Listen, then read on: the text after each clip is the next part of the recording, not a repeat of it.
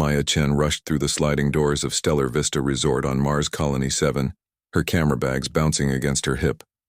Her cousin Lisa had called her just 6 hours ago, voice thick with fever, begging Maya to take her place at the most important wedding photography job of her career. Maya had never worked such a high-profile event, but she could not let Lisa down. The resort lobby took her breath away. Massive windows showed the red Martian landscape stretching toward twin moons hanging in the amber sky. Guests from at least a dozen different alien species moved through the space, their colorful clothing and varied forms creating a living rainbow. Maya had photographed alien visitors before, but never so many different species in one place. She found the wedding coordinator, a tall woman with silver hair named Helen Brooks, standing near a fountain that shot streams of glowing blue water into the air. Helen looked stressed as she checked her tablet for the 100th time. "You must be Maya," Helen said, relief flooding her voice. "Thank goodness you could make it.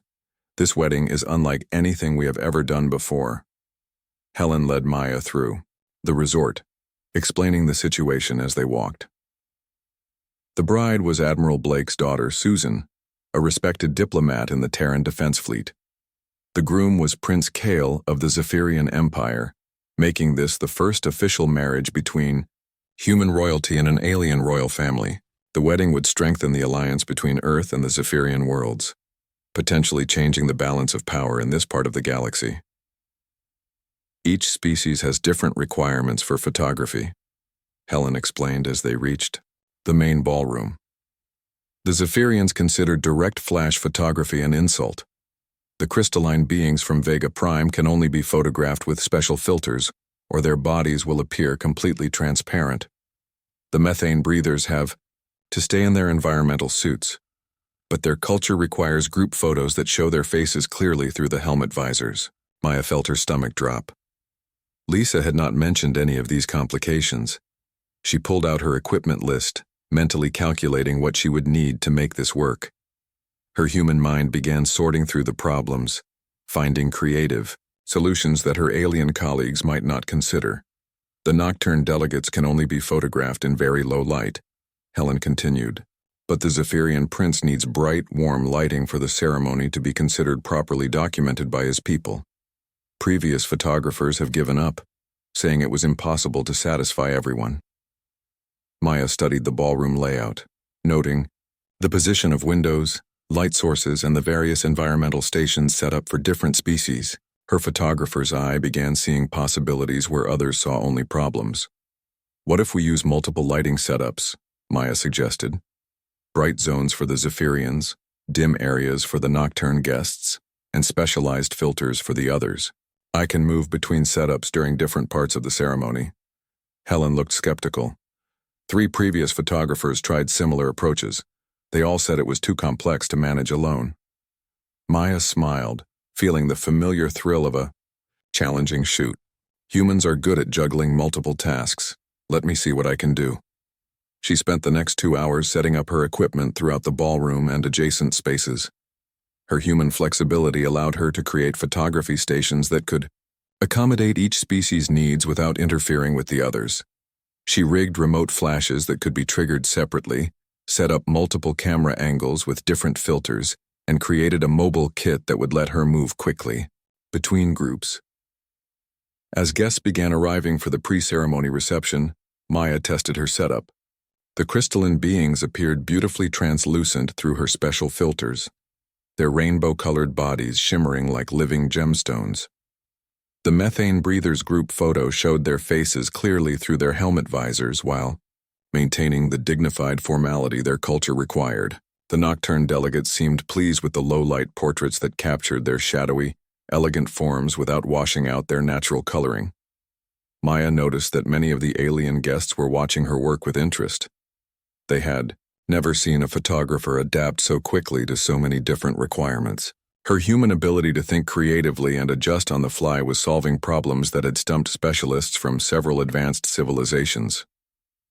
During a break between group photos, Maya overheard 2 Zephyrian officials talking near the champagne table. "I have never seen such flexible thinking," one said to the other. She modified her approach for each group without compromising the quality for any of them. Typical human innovation, the other replied. They see possibilities where we see only obstacles. No wonder they have become such valuable allies. Maya felt a warm pride in her species as she continued working. This was what humans did best: adapt, improvise, and find creative solutions when faced with seemingly impossible challenges. While other species might have superior technology or greater physical abilities, humans had something unique: the ability to think outside established patterns and make connections that others missed. As the ceremony time approached, Maya made final adjustments to her equipment. She had created a system that would capture this historic wedding from every angle, satisfying the cultural requirements of a dozen different species while creating beautiful, artistic images that would commemorate this important moment in galactic history. Helen found her near the main altar where Maya was checking her remote flash positions one last time. "The bride and groom want to meet you before the ceremony begins," Helen said. "They have heard about your innovative setup and want to thank you personally." Maya wiped her hands on her equipment cloth and followed Helen toward the bridal preparation area. She had no idea that this wedding would change her life in ways that had nothing to do with photography. As she walked through the resort corridors, her camera equipment ready and her human creativity flowing, Maya was about to encounter a challenge that would test not just her professional skills, but her heart as well. Nathan Clark straightened his daughter's dress for the third time as they walked through the resort lobby.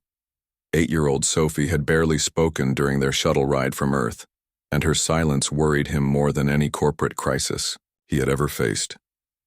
As CEO of Clark Dynamics, the largest terraforming corporation in human space, Nathan solved impossible problems every day, but he could not figure out how to help his daughter heal from the loss of her mother 2 years ago. Sophie had been excited about attending the wedding when he first told her about it. Admiral Blake was an old friend, and Nathan thought the celebration might help Sophie smile again. But as they approached the ballroom, she seemed to withdraw further into herself, her small hand gripping his tightly. "Remember what we talked about," Nathan said gently. "If you want to leave early, just tell me." Sophie nodded, but did not look up from her shiny black shoes. Nathan's heart ached as he watched her struggle.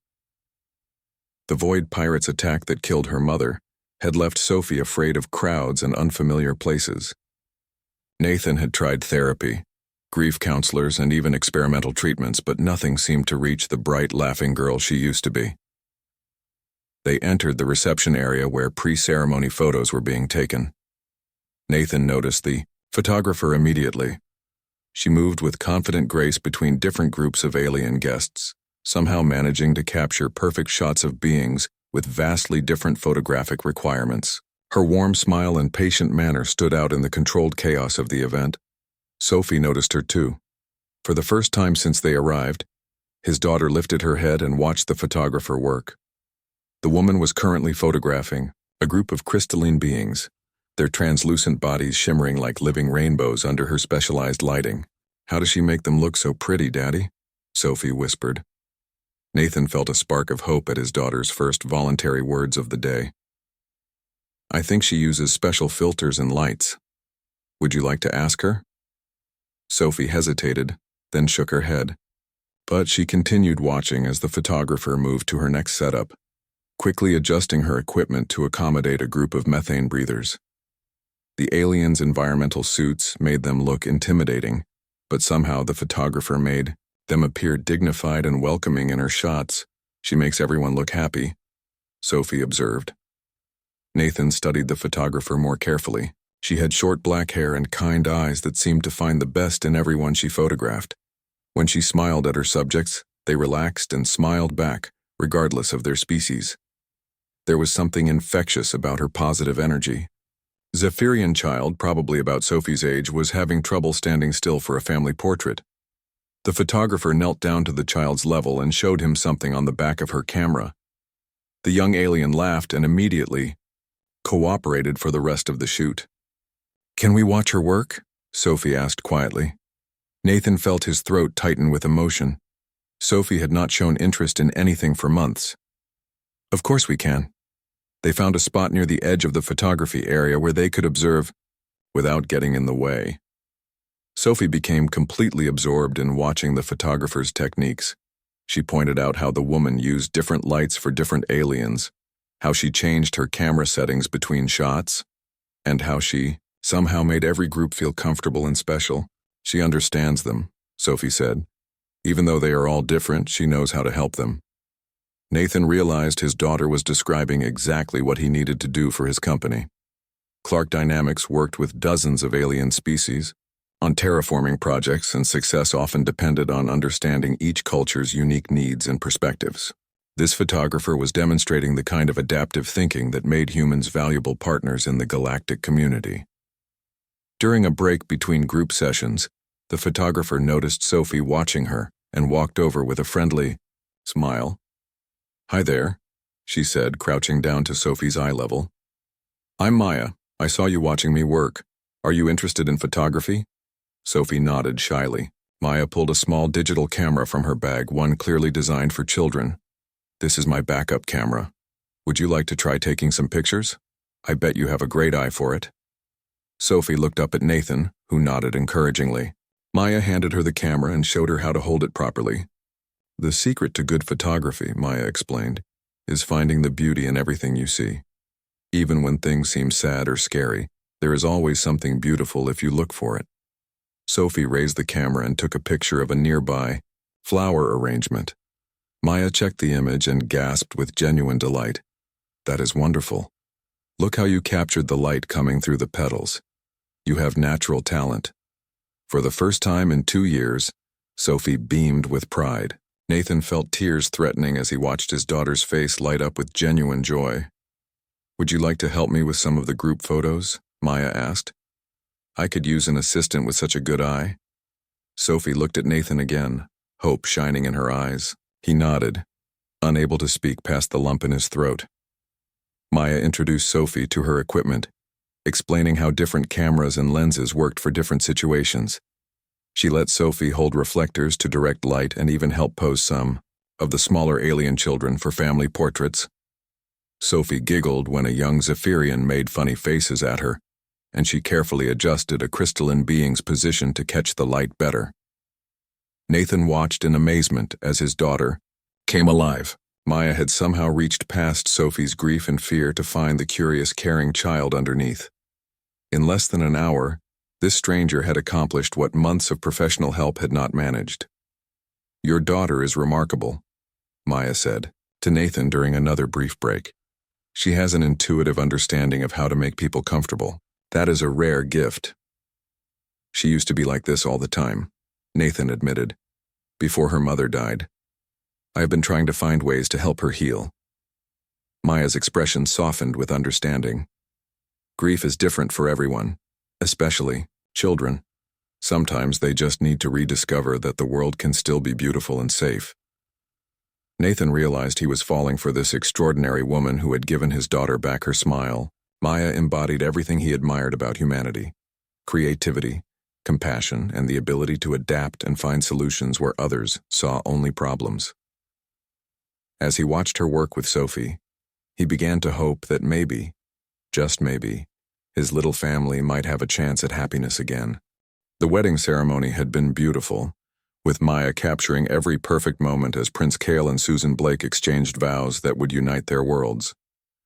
Sophie had stayed by Maya's side throughout, carefully holding equipment and beaming with pride at her important job. Nathan watched from his seat, his heart full as he saw his daughter truly happy for the first time in 2 years. Now the reception was in full swing, with guests from a dozen species mingling on the ballroom floor.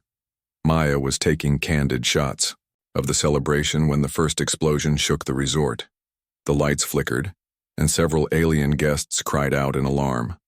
Before anyone could react, armed figures in black combat suits burst through the main entrances. Void pirates. Nathan breathed, pulling Sophie close to him. The notorious space raiders were known for their brutal attacks on civilian targets. They moved with military precision, their weapons trained on the crowd as more explosions rocked the building. Maya immediately grabbed Sophie's hand. "Stay close to me," she told the girl firmly but calmly. Her photographer's training had taught her to stay level-headed in chaotic situations, and she quickly assessed their options.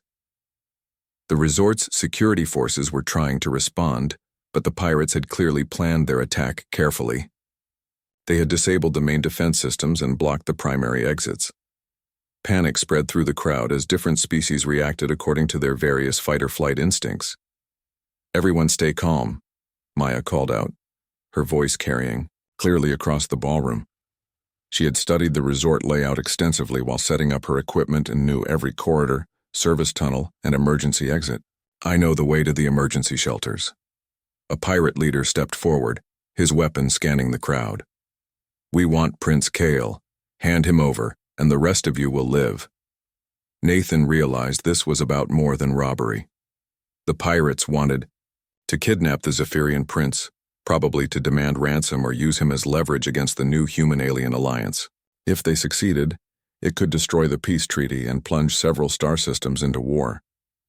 Maya was already moving, quietly organizing small groups of guests and directing them toward a service corridor she had noticed earlier. Her calm demeanor helped prevent a full panic that would have made rescue impossible. "The crystalline beings need to stay together," she whispered to Nathan. "Their bodies are fragile in Earth-normal atmosphere. The methane breathers can handle rough conditions, but they move slowly in their suits." Nathan was amazed by her quick thinking. While trained security officers were frozen by the complexity of evacuating so many different species safely, Maya was already solving the problem with typical human adaptability. A group of pirates noticed the evacuation attempt and moved to intercept them. Maya pushed Sophie behind an overturned table and grabbed a photographer's flash unit. "Close your eyes," she told the nearby aliens, then triggered a massive burst of light directly at the pirates. The intense flash blinded them temporarily, giving the evacuees precious seconds to reach the service corridor. "This way," Maya called softly, leading a mixed group of humans and aliens through a maintenance area. She remembered every turn from her earlier equipment setup, navigating confidently through passages that most guests did not even know existed. Sophie stayed close to Maya's side, clutching her small camera. Despite her fear, the little girl was helping by quietly reassuring younger alien children and keeping them moving forward. "The shelter is just ahead," Maya whispered to Nathan as they approached a reinforced door marked with emergency symbols. "It is designed to hold everyone from the ballroom." They reached the shelter entrance, but Maya realized that the different species had vastly different environmental needs that the standard shelter could not accommodate. The methane breathers needed their specific atmosphere mix, the nocturne delegates required very low light levels, and the crystalline beings needed precise temperature control. "This will not work," Nathan said, reaching the same conclusion. "Half of them will not survive in a standard human shelter." Maya bit her lip, thinking rapidly.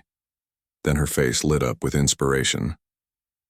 "The resort has modular environmental systems. If we can access the control room, we can modify different sections of the shelter for different species." "The control room is 3 levels up," Nathan pointed out. "The pirates will have it secured by now." "Not necessarily," Maya said. "I saw maintenance shafts that connect to the environmental controls. They are too small for adults, but—" She looked at Sophie, who immediately understood. "I can fit," the little girl said bravely. "Tell me what to do." Nathan started to protest, but Maya shook her head.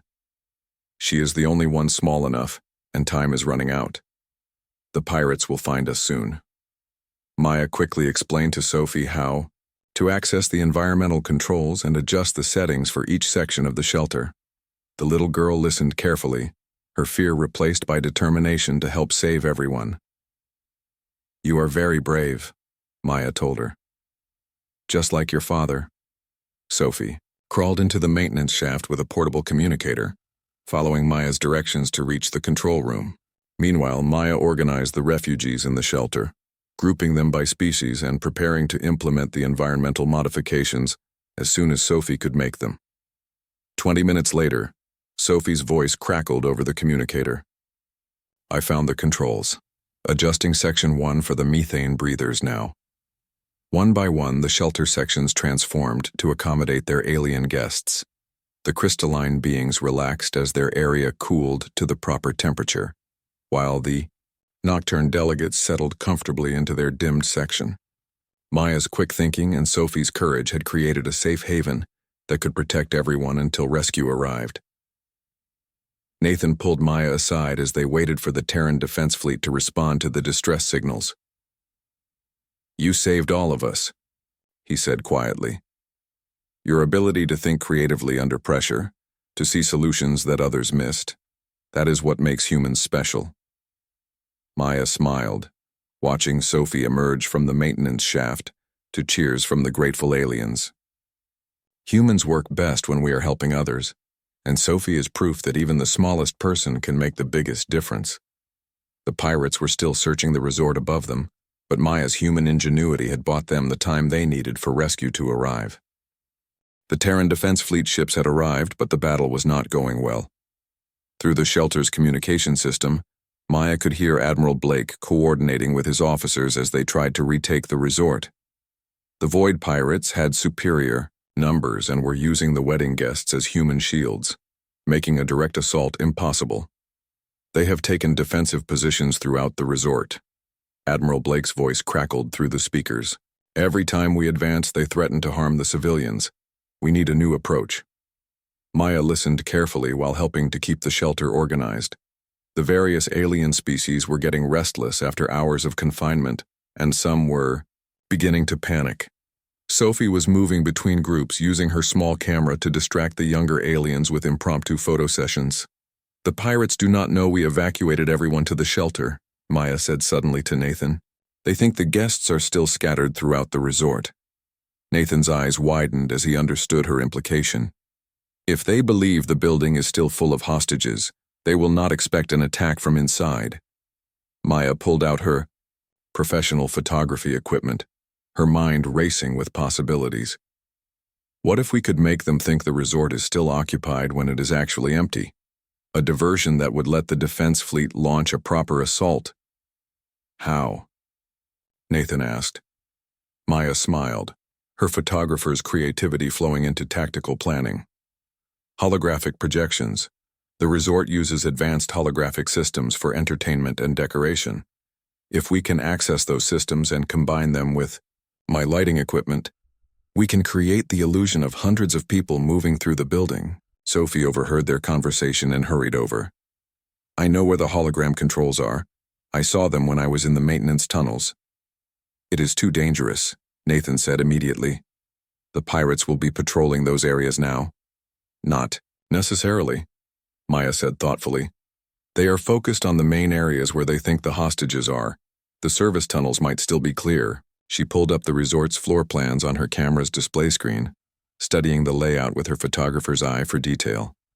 "If Sophie can reach the hologram controls and I can position my lighting equipment in key locations, we can create a massive illusion. Moving shadows, projected figures, even fake conversations that will fool the pirates' sensors."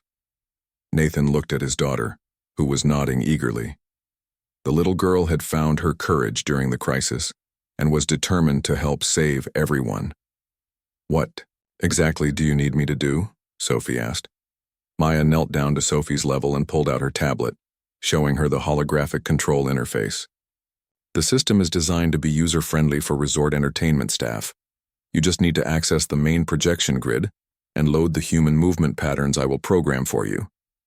Working quickly, Maya used her photography software to create realistic human silhouettes and movement patterns. She programmed dozens of false figures that would appear to move through the resort corridors, complete with conversations in multiple languages and the heat signatures that would fool pirate sensors. "Meanwhile, I will use my lighting equipment to create shadows and reflections that support the illusion," Maya explained to Nathan. "Your daughter will coordinate the timing from the control room while I move through the building placing the equipment." "I should go with you," Nathan said. Maya shook her head. "You need to stay here and coordinate with Admiral Blake. When the illusion is ready, the defense fleet will have maybe 10 minutes to launch their assault before the pirates figure out what is happening." Admiral Blake's voice came through the communicator. "Maya, I heard your plan through the open channel. It is brilliant, but incredibly dangerous. If the pirates catch you, they will not. Maya said with quiet confidence. Humans are good at being unpredictable. That is our advantage. Sophie hugged her father tightly, then Maya. I will be careful, Daddy. Maya taught me that even scary situations can have beauty in them if you know how to look. Maya felt her heart swell with affection for the brave little girl. Sophie had grown so much during the crisis, finding strength she did not know she possessed. They synchronized their watches and began the operation. Sophie crawled back into the maintenance tunnels, carrying the tablet with Maya's holographic programs. Maya gathered her lighting equipment and prepared to move through the resort's service areas. Remember, Maya spoke softly into her communicator as she started placing her first light projector. The illusion needs to look real but not perfect.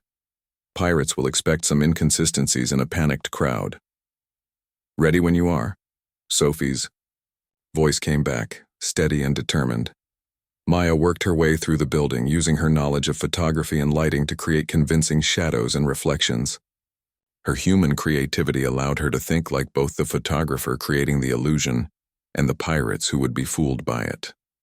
In the main ballroom, she positioned projectors that would cast moving shadows of wedding guests still dancing, oblivious to the danger. In the corridors, she placed lights that would simulate people hurrying toward exits that the pirates had already blocked. Holographic grid is loaded and ready, Sophie reported. I can see the pirates on the security monitors. They are getting frustrated because they cannot find Prince Kale. Maya smiled grimly as she placed her final light projector. The pirates had no idea that Prince Kale and all the other VIP guests were safely hidden in the modified shelter below. Admiral Blake, we are ready, Maya whispered into her communicator. Give us 30 seconds to start the sequence, then begin your assault. Understood, came the reply. All teams, prepare for coordinated attack. Maya crouched behind a pillar in the main corridor and gave Sophie the signal. Suddenly, the resort came alive with the illusion of hundreds of people moving through the building. Holographic figures walked through hallways, shadows danced across walls, and the sound of voices echoed from multiple directions. The effect was perfect. Through her hidden position, Maya could see pirates rushing toward the fake crowds, trying to round up hostages that did not exist. Their formation broke apart as they scattered to chase illusions, leaving them vulnerable to the defense fleets. Assault! Now! Admiral Blake commanded, and Maya heard the distinctive hum of military transport beams as soldiers materialized throughout the resort. The battle turned quickly once the defense fleet soldiers engaged the scattered pirates. Maya's illusion had worked perfectly, breaking up the pirate formation and making them easy targets for the professional military forces. But as Maya tried to make her way back to the shelter, she heard footsteps behind her in the service corridor. Stop right there, a gruff voice commanded. Maya turned to see the pirate leader, his weapon aimed directly at her. I do not know how you did it, but you are the one who created those fake people. Maya's heart pounded, but she kept her voice steady. I do not know what you mean. Do not lie to me, the pirate snarled. My sensors show all the heat signatures are coming from lighting equipment, not people. Very clever, but not clever enough. He advanced toward her, and Maya realized she was trapped in the narrow corridor with nowhere to run. But then she heard a small voice behind the pirate. Hey, mister, Sophie called out from a maintenance tunnel opening. Look this way. The pirate spun around just as Sophie triggered one of Maya's camera flashes directly into his eyes. The brilliant light blinded him completely and he stumbled backward, firing wildly. Maya threw herself to the floor as energy bolts scorched the walls above her. A defense fleet soldier appeared at the end of the corridor and quickly stunned the disoriented pirate. Are you hurt? He asked Maya as she got to her feet. I am fine, Maya said, though her hands were shaking from adrenaline. But Sophie... The little girl emerged from the tunnel opening, her face pale but determined. I am okay too. I saw him following you on the security monitors and used the tunnels to get ahead of him. Maya knelt down and hugged Sophie tightly. You saved my life. You are the bravest person I know. Nathan's voice crackled through the communicator, tight with worry. Maya, Sophie, report your status immediately. We are both safe, Maya replied. The pirates have been neutralized. We are heading back to the shelter now. But as they made their way through the corridor, another explosion shook the building. A piece of debris from the damaged ceiling broke loose and fell directly toward Sophie. Maya did not think, just reacted, throwing herself forward to shield the little girl from the falling metal. The debris struck Maya's shoulder and arm, sending sharp pain through her body. She gasped and stumbled, but managed to keep Sophie safe. Beneath her, "Maya," Sophie cried, tears streaming down her face. "You are hurt." Maya tried to stand but felt dizzy from the pain. Her left arm was not working properly, and she could see blood on her shirt where the debris had cut her. "I will be fine," she said, though she was not entirely sure that was true. "Help me get back to the others." Sophie supported Maya as they slowly made their way back to the shelter. The little girl was crying but stayed strong, just as Maya had taught her during their photography sessions. When they finally reached the emergency area, Nathan was waiting with the medical team that Admiral Blake had sent down. "Maya," Nathan breathed, rushing to help support her. "What happened?" "Debris fell," Sophie explained through her tears. "Maya pushed me out of the way and got hurt instead." The medic quickly examined Maya's injuries. "Dislocated shoulder, some deep cuts, possible concussion. Nothing life-threatening, but she needs treatment right away." As the medic worked on Maya's injuries, Nathan knelt beside her. "You saved my daughter's life again." Maya looked at Sophie, who was holding her good hand tightly. "She saved mine first. We make a good team." "The best team," Sophie agreed, managing a small smile through her tears. Admiral Blake appeared in the shelter entrance, his uniform singed from the battle. "The resort is secure," he announced to the crowd. "All pirates have been captured or neutralized. You are safe to return to the surface." A cheer went up from the various alien species as they began preparing to leave the shelter. Maya watched them with satisfaction despite her pain. Her human ingenuity had not only saved their lives, but had brought them together as a community. The wedding guests were helping each other, sharing resources and comfort across species lines. "The Zephyrian Empire has asked me to thank you personally," Admiral Blake told Maya as the medic finished bandaging her arm. "Your creative thinking prevented a diplomatic catastrophe. If Prince Kale had been captured, it could have meant war." Maya shook her head. "I just did what anyone would do." "No," Nathan said quietly. "You did what humans do. You saw an impossible problem and found a solution that no one else could imagine. You adapted, improvised, and never gave up." Sophie climbed carefully onto the medical gurney beside Maya, being mindful of her injuries. "Will you teach me more about photography when you get better?" Maya smiled, feeling warmth spread through her chest that had nothing to do with the medical painkillers. "I would love to. Maybe your father can help us with some of those technical lighting setups." Nathan felt his heart skip a beat at the implication that Maya wanted to stay in their lives. Over the past few hours, he had watched this remarkable woman bring his daughter back to life and then risk her own safety to protect Sophie. Maya embodied everything he admired about humanity and everything he had been missing in his own life. "I would like that very much," he said, meeting Maya's eyes. "Both the photography lessons and everything else that comes with it." Sophie looked back and forth between them, a knowing smile spreading across her young face. "Does this mean Maya might stay with us for a long time?" Maya felt her cheeks warm, but she did not look away from Nathan's hopeful expression. "I think I would like that too." As the medical team prepared to transport Maya to the resort's hospital facility, she realized that this unexpected day had changed everything. She had come to Mars Colony 7 as a substitute photographer and found not just professional success, but a family that needed her as much as she needed them. The wedding had united two worlds politically, but it had also united three hearts in ways that none of them had expected.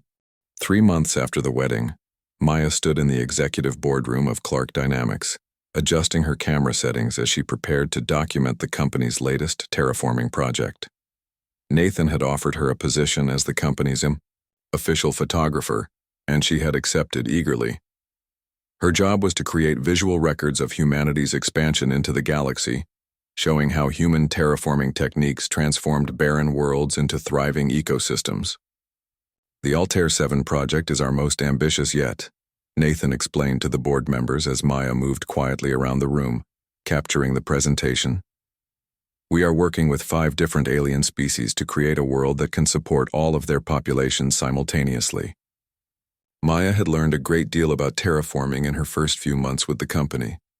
Human techniques were different from those used by other galactic civilizations.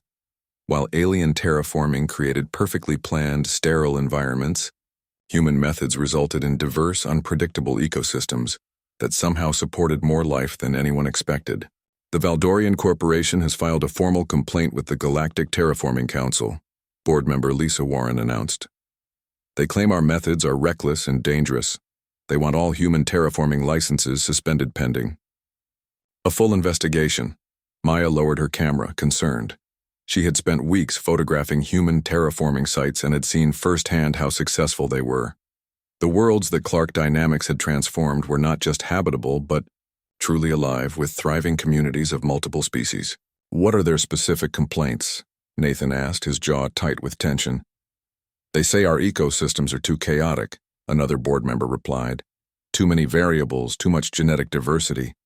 They argue that planned ecosystems are more stable and predictable. Maya thought about the photographs she had taken on New Geneva, one of Clark Dynamics' first terraforming successes. The world was indeed chaotic by alien standards, with dozens of different plant and animal species creating a complex web of life. But it was also beautiful, vibrant, and home to over 2 million beings from 8 different worlds. When is the investigation? Nathan asked. The Galactic Terraforming Council will convene in 6 weeks, Lisa replied. They are bringing in experts from every major terraforming corporation to evaluate our methods. If they rule against us, Clark Dynamics will lose our terraforming license and humanity's expansion into the galaxy will be severely limited. Maya felt a chill of fear. She had seen how terraforming brought out the best in human creativity and problem-solving. Losing that opportunity would not just hurt Clark Dynamics, but would limit humanity's role in the galactic community. After the meeting, Nathan found Maya in her office, reviewing photos from their recent projects. Sophie was there too, having come straight from school to help organize Maya's archive of images. Look at this one from New Geneva, Sophie said, pointing to a photograph of a crystalline being child playing with human children in a park. You can see how happy they are together. Maya smiled, remembering the day she had taken that picture. The different species' children had been drawn to each other naturally, creating friendships that transcended their physical differences. The investigation worries me, Nathan admitted, sitting down across from Maya's desk. The Valdorian Corporation has political influence with several council members. They have been trying to dominate the terraforming market for years. What kind of evidence will the council want to see? Maya asked. Probably technical data, environmental reports, population surveys, Nathan replied. Standard bureaucratic. Information that proves our worlds are stable and successful. Maya studied the photographs scattered across her desk. Each image told a story of human terraforming success, but not in the dry, technical way that alien bureaucrats would expect. What if we showed them the real story? She suggested. Not just data and reports, but what human terraforming actually creates. The communities, the relationships, the life that grows in ways no one can predict or plan. Sophie looked up from the photo she was examining. Like how the wedding brought everyone together, even though it was supposed to be impossible. Maya felt excitement building as an idea took shape. Exactly. Human terraforming is not about creating perfect worlds. It is about creating worlds where life can flourish in unexpected ways. Nathan leaned forward, intrigued. What are you thinking? A photography exhibition, Maya said, her creative mind racing.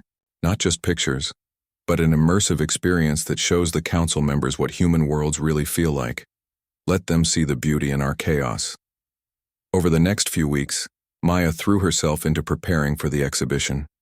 She traveled to every human terraformed world, documenting not just the ecosystems but the communities that had grown within them. She photographed alien families who had found new homes on human worlds, businesses that thrived because of the diversity human methods created, and children of different species playing together in environments that could not have been planned, but somehow worked perfectly.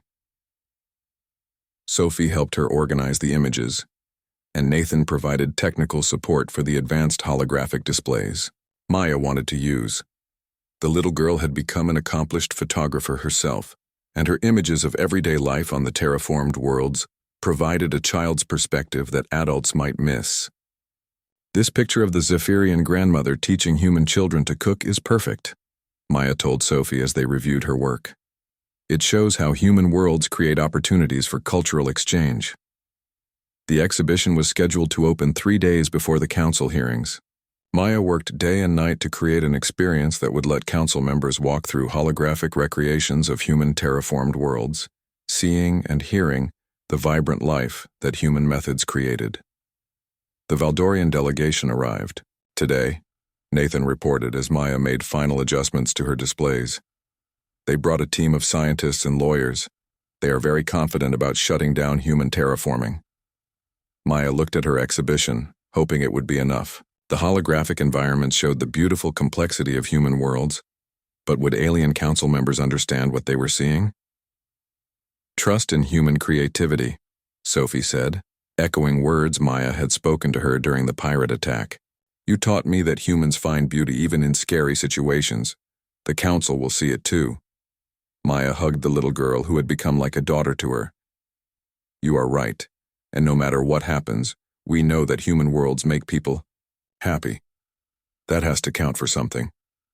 The next morning, delegations from across the galaxy would begin arriving for the terraforming hearings. Maya's exhibition would be their first glimpse into what humanity had accomplished among the stars. The Galactic Terraforming Council chambers buzzed with tension as delegates from dozens of worlds gathered for the hearings that would determine humanity's future among the stars. Maya stood at the entrance to her photography exhibition, watching, as alien dignitaries filed past her displays with expressions ranging from curiosity to skepticism. The Valdorian delegation had arrived first, led by Director Voss, a tall alien with silver skin and calculating eyes. He moved through Maya's exhibition quickly, dismissing the holographic recreations of human terraformed worlds with barely a glance.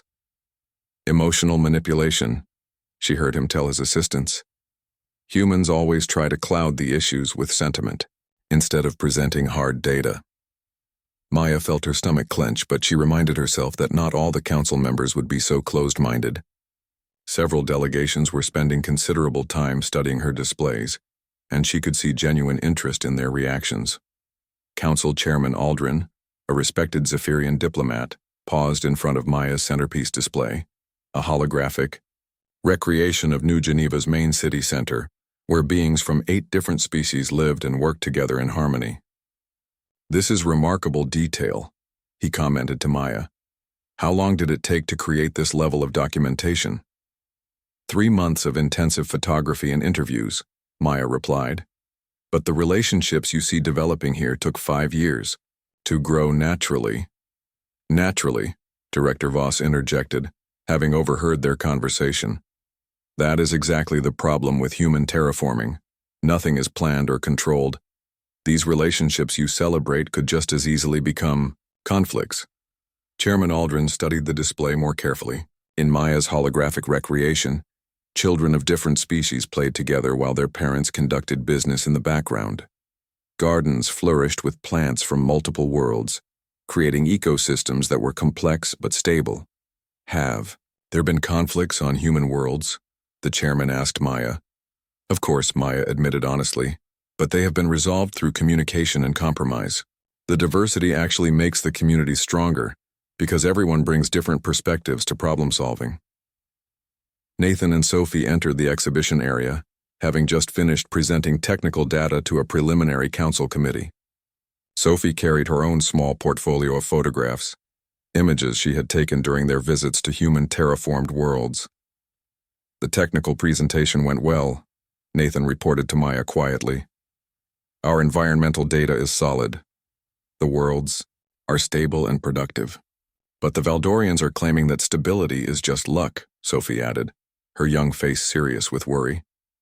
They say human worlds will eventually collapse because they are too complicated. Director Voss approached their group, his expression condescending. The child speaks truth, though she does not realize it. Human terraforming creates beautiful accidents, but accidents cannot be relied upon for long-term civilization. Sophie looked up at the tall alien with the same brave determination Maya had seen during the pirate attack. "It is not accidents," she said clearly. "It is humans being good at helping people work together, even when they are very different." "A child's understanding," Voss dismissed. "Actually," Chairman Aldrin interjected, "I would like to hear the child's perspective. Young beings often see truths that adults miss." Sophie glanced at Maya for encouragement, then stepped forward confidently. "On human worlds, nobody has to be the same as everyone else. The crystalline beings get to keep their special lights, the methane breathers get their atmosphere zones, and the nocturne people get their quiet dark places. But they also get to share things with each other when they want to." She pulled out one of her photographs, showing a mixed group of alien and human children working together to plant a garden. "My mom died when pirates attacked our ship. I was really sad and scared for a long time. But Maya taught me that even when things are broken or different, they can still be beautiful if someone cares about them." Maya felt tears prick her eyes as Sophie continued. "Human worlds are like that. They might look messy compared to planned worlds, but they work because humans care about making everyone happy and safe."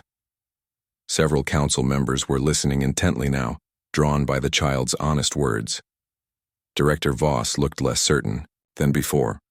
"The girl speaks of care and emotion," he said, "but terraforming requires scientific precision, not sentiment. Does it?" Chairman Aldrin asked thoughtfully. He turned to address the gathered delegates. "We have reviewed the technical data from both human and traditional terraforming projects. Human worlds show equal or better environmental stability, higher biodiversity, and greater economic productivity. The question is whether these results are sustainable." Maya realized this was her moment. "Chairman Aldrin, members of the council, I would like to present one final piece of evidence." She activated a special holographic display she had prepared, showing time-lapse photography from New Geneva over its 5-year development. The images revealed how the chaotic early settlement had gradually evolved into a thriving, stable community, as different species found ways to live and work together. "Human terraforming does not create accidents," Maya said, her voice carrying clearly through the chamber. "It creates opportunities. We give life the freedom to find its own balance, and then we help that balance grow stronger over time." The holographic display showed how conflicts had been resolved, how new partnerships had formed, and how the ecosystem had become more stable as it became more diverse. It was a visual proof of human adaptive thinking in action.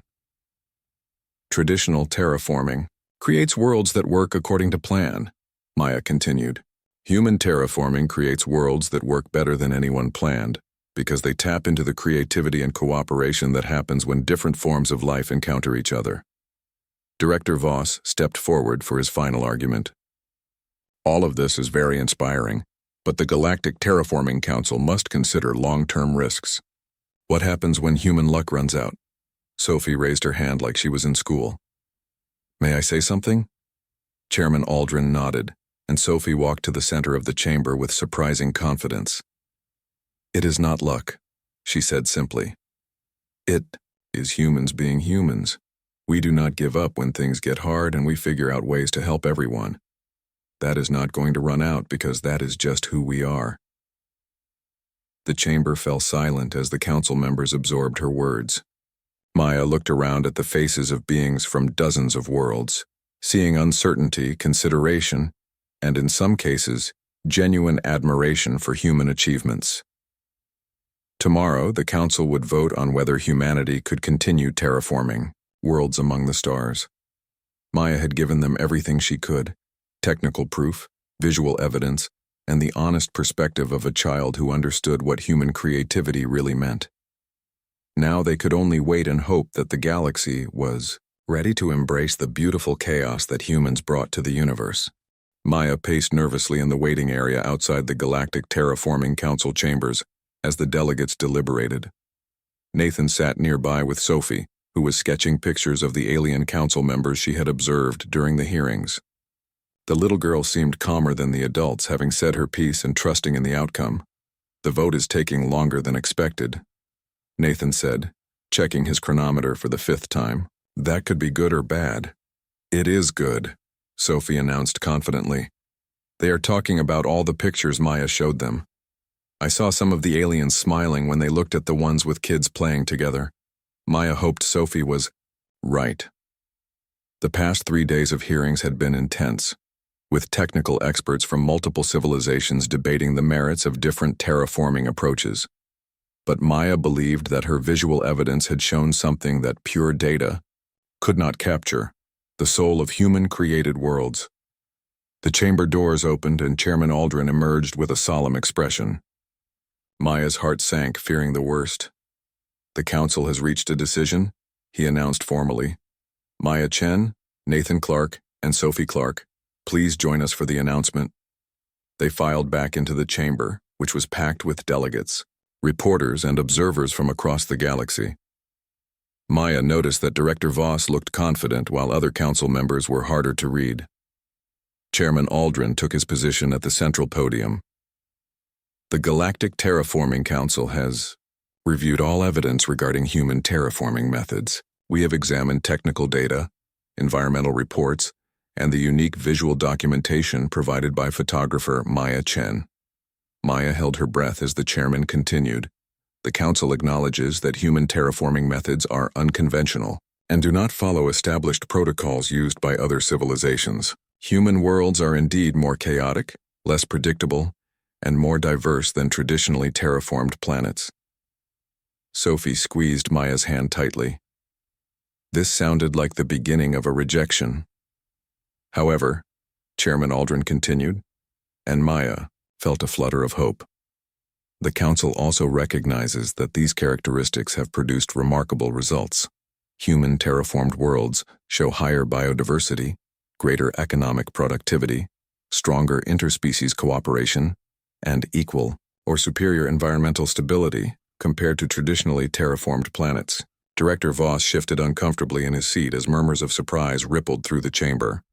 "More importantly," the chairman said, "the council has been moved by the testimony of young Sophie Clark, whose wisdom reminded us that terraforming is not merely about creating habitable worlds but about creating homes where diverse forms of life can flourish together." Sophie beamed with pride and Nathan put his arm around her shoulders. Therefore, by a vote of 47-12 with 3 abstentions, the Galactic Terraforming Council not only upholds human terraforming licenses, but recognizes human methods as a valuable alternative approach that should be studied and, where appropriate, adopted by other civilizations.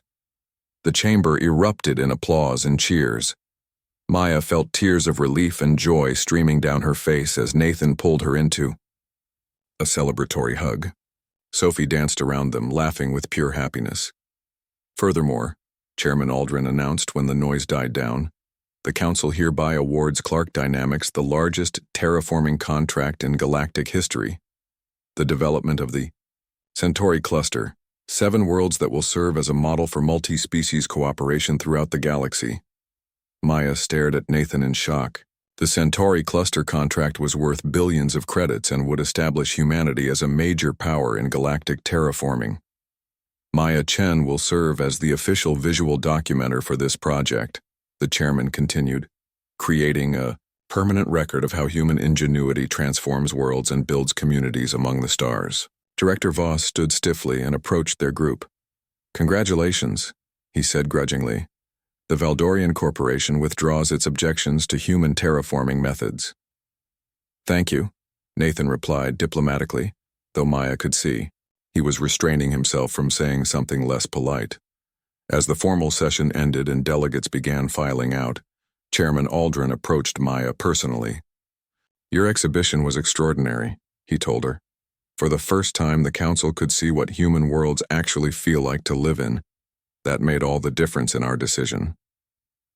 "I just showed the truth," Maya replied. "Human creativity makes everything more beautiful, even when it seems impossible." 6 months later, Maya stood on the observation deck of the terraforming ship New Horizon.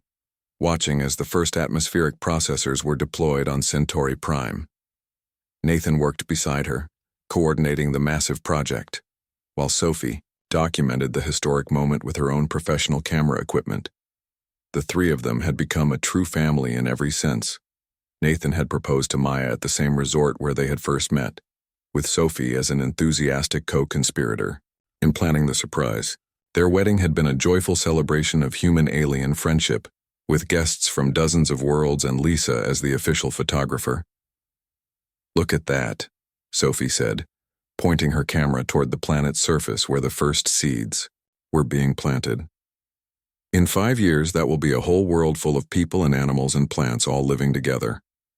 Maya adjusted her professional camera settings and began documenting humanity's greatest terraforming project. But she also pulled out a small personal camera and took a picture of her family. Nathan with his arm around her, Sophie between them with her camera raised, all three of them silhouetted against the stars. "What is that one for?" Nathan asked, noticing her second camera. "Our family album," Maya replied with a smile. "Some pictures are just for us." Years later, Maya's photographs from the Centauri project would hang in the Galactic Museum with a plaque reading, "The Human Perspective. How one species' unique vision changed the galaxy forever." But the picture of her family would always hang in their home on New Geneva, a reminder that the greatest human achievement was not conquering worlds among the stars, but building love and happiness wherever they went. Sophie, now a teenager and accomplished photographer in her own right, often stood before Maya's museum exhibition with school groups, explaining how her adoptive mother had shown the galaxy that human creativity was not chaos, but a different kind of order, one that made room for everyone to flourish. "Humans do not make perfect worlds," Sophie would tell the young aliens who visited the museum. "We make worlds where everyone can be themselves and still belong together, and that is much better than perfect." Maya's story had begun with her, stepping in to replace her cousin at a wedding, but it had become something much larger, proof that human adaptability and creativity could transform not just planets, but the entire galaxy's understanding of what it meant to build a home among the stars. Love, family, and the uniquely human gift for finding beauty in unexpected places had changed the course of galactic civilization forever.